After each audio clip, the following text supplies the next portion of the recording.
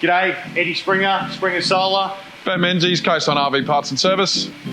We're here to talk to you again, another part of our series for Caravan in Queensland in light that the show wasn't on recently. Doing a couple little videos. This one we're going to talk about solar panels. So we've got a range of solar panels here, and look, I get asked a lot, I'm sure you get asked a lot. Certainly do. What type of solar panel do I need?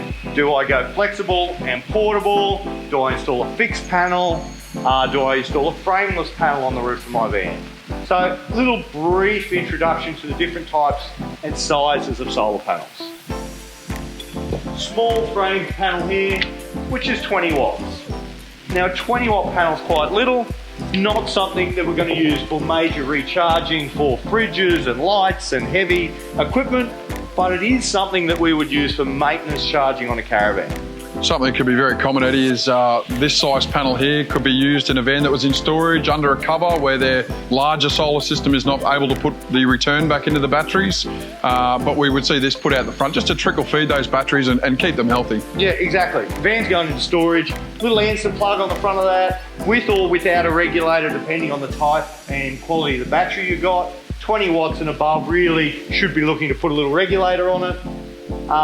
But yeah, plug it in on the van, put it into storage, and that will maintain your battery at a decent level.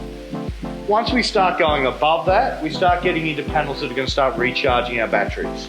The size panel we need is determined by how much energy we're pulling out of the system. The more energy coming out of the system, the larger the panel we go to. We go up into this panel here, 190 watt. It's still a 12 volt panel, so we can use a PWM regulator or we can use an MPPT.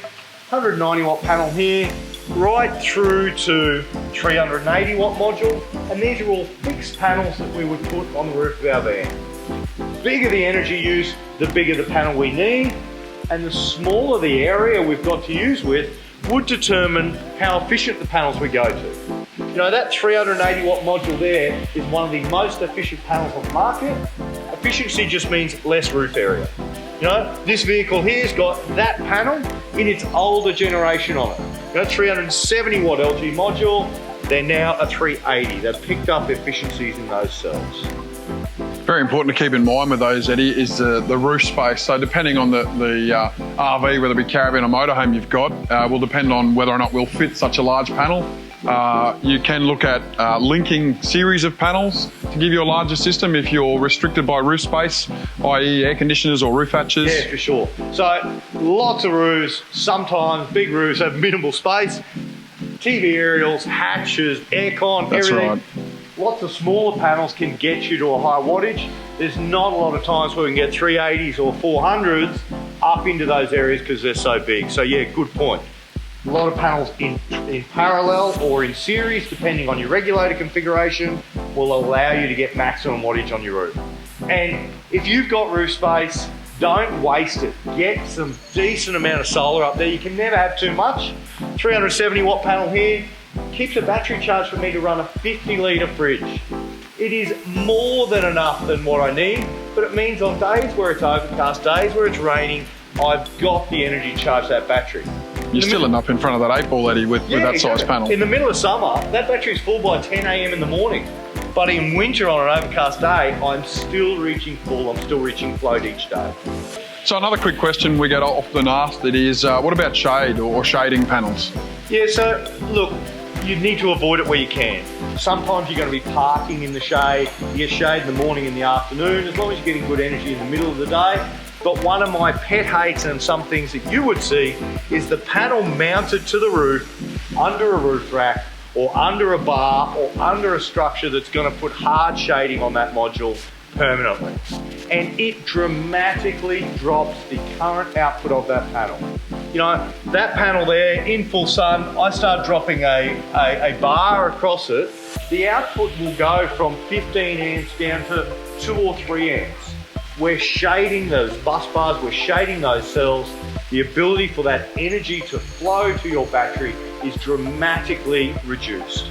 It does depend on where the shading occurs on the panel, and which direction it's going, but it will dramatically reduce the output.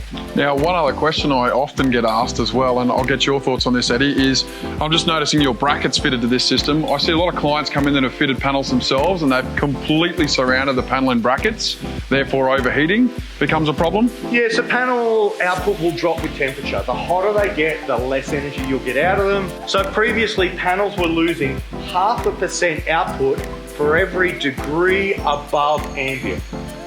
These days, better quality panels, it might be 0.3, it might be 0.27, 0.4, but the hotter it gets and the hotter the panel gets, the less energy you get out of it. So you want to let them breathe as much as possible. On a caravan roof, good to be able to get a hose under them, clean some leaves out if you've had some low branches and some leaves and things. You want to keep them up to breathe. Don't have them hard down on the roof. And I suppose just touching on one thing you said there as well, ensure you keep the panels clean. Yeah. Give them a wash every now and then, guys. Get up, because that will dramatically reduce their input as well. Yeah, when you get to the local showgrounds that you're pulling up at, get up in the grandstand, walk up, have a look. You'll be able to see the colour of your panels. If you've been on some real bull dust tracks, some real red dirt tracks, you are going to need to give them a wash. Warm soapy water, nothing abrasive, nothing that's going to scrub or scratch the glass, and give them a clean. You know, soiling can affect the panel's output by 10 or 20% depending on how much is there. Fantastic. So then we move into portable panels. We've got an Alvolt 120 watt folding blanket panel here. So, you know, semi-flexible, nice and light, something you can pack up into your van. The one down the end there is 160 watt, rigid fold up Alvolta panel. Both of these are good for camping, for extra energy when you don't have that roof space. You know, if I had a boat on the top here permanently or equipment that runs on here and I need that energy to charge my battery to run my fridge, your portable setups are really good for that. I suppose there's a bit of a myth around blanket panels that they're not going to get the return that, you know, your folding unit that's in a frame is going to give you. Yeah, so a watt's a watt no matter what. 120 watts here versus 120 watts, if that was 120 watt, will give you the same energy. I would think though that over time, in 10, 15 years, a blanket setup it's not glass and aluminium, it's not gonna last as long, but for specific output, 120 watts in a blanket versus 120 watts in a rigid, you will get the same energy out of it if it's the same quality. The big thing with portable setups like these is ensuring that that cable size from the equipment to your battery is sized accurately to ensure we're able to charge those batteries. One other thing, you know, that I often get asked too, Eddie, is with these guys here not being fixed to our roof, do we have the ability to chase that sun a bit harder and return more of our peak input? Yeah, you can be your own solar tracker if you've got the time. East in the morning, north in the middle of the day, west in the afternoon, and you will capture more of that energy. If you're going to forget about it, don't face it east and then forget for the rest of the day, because you will get less than if you just faced it north for the day. But if you've got the time and you've got the energy and you want to track the sun or chase the sun, follow it through the day, east, northeast, north, northwest, west, you'll grab a bit more energy, you'll yield more energy.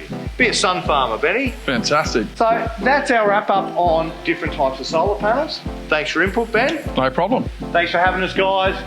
Support Caravan Queensland. We will have a show again for you soon.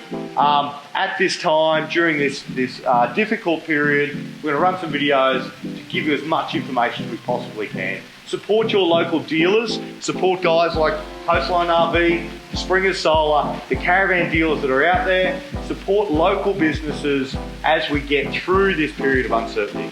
Thanks for your time.